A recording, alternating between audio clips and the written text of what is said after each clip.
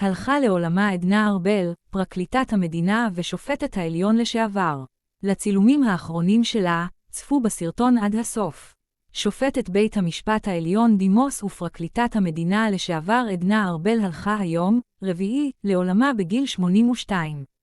ארבל הייתה אחת הדמויות המשפיעות בעולם המשפט הישראלי. היא נולדה בירושלים, בת לעוד בשירות הציבורי ולעובדת פרקליטות מחוז חיפה. היא החלה את דרכה המקצועית ב-1969 כסנגורית פלילית במשרד עורכי הדין, הייק, בתל אביב, ולאחר כשנתיים פתחה במסלול ציבורי ארוך. ב-1984 מונתה לתפקיד פרקליטת המחוז, ולאחר כ4 שנים הפכה לשופטת בית המשפט המחוזי בתל אביב. היא כיהנה בתפקיד כ5 שנים וב-1996 מונתה לפרקליטת המדינה. במאי 2004 היא נבחרה לשופטת בית המשפט העליון, תפקיד ממנו פרשה בקיץ 2014. ארבל הייתה, בין היתר, התובעת הציבורית בבית הדין למשמעת לעובדי המוסד והשב"כ, השתתפה בצוות איסוף החומרים לוועדה שבחנה את הטבח בסברה ושתילה והייתה גם נציגת היועץ המשפטי לממשלה בוועדה בעניין פרשת קו 300.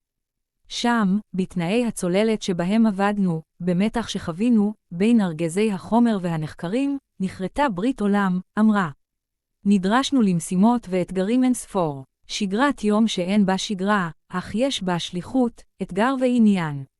נשיא המדינה יצחק הרצוג ספד לה ואמר, מיכל ואני קיבלנו בצער רב את הידיעה על פטירתה של שופטת בית המשפט העליון בדימוס ופרקליטת המדינה לשעבר, עדנה ארבל.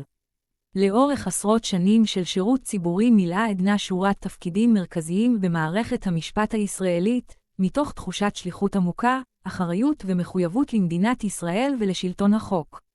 במהלך דרכה הותירה השופטת ארבל חותם משמעותי על מערכת המשפט, האמינה כי מאחורי כל תיק וכל הכרעה ניצב קודם כל אדם, ופעלה מתוך מחויבות עמוקה לצדק, לכבוד האדם ולערכי השירות הציבורי.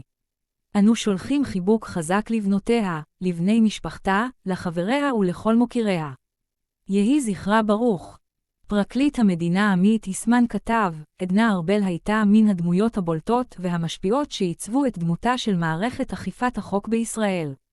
במשך למעלה מ4 עשורים של שירות ציבורי היא פעלה בנחישות, ביושרה ובמסירות יוצאת דופן לחיזוק שלטון החוק, להגנה על האינטרס הציבורי ולעשיית צדק. מורשתה תוסיף ללוות את פרקליטות המדינה ואת מערכת המשפט בישראל עוד שנים רבות. בנאום הפרישה שלה מבית המשפט העליון אמרה ארבל בין היתר, כשופטת ראיתי במשפט אמצעי להיטיב עם הפרט המתדיין באשר הוא אדם, ולהבטיח את אפשרותו לממש זכויותיו. כבוד האדם היה לי ערך מקודש, בין אם היה זה עניינם של רמי הארץ או אביוניה. קורבן, מתלוננת, נאשם, עד, בעל דין או עותר, השתדלתי תמיד לראות את האדם הניצב בפניי. תמיד, אבל תמיד, אפשרתי לו להתבטא, לומר את אשר על ליבו.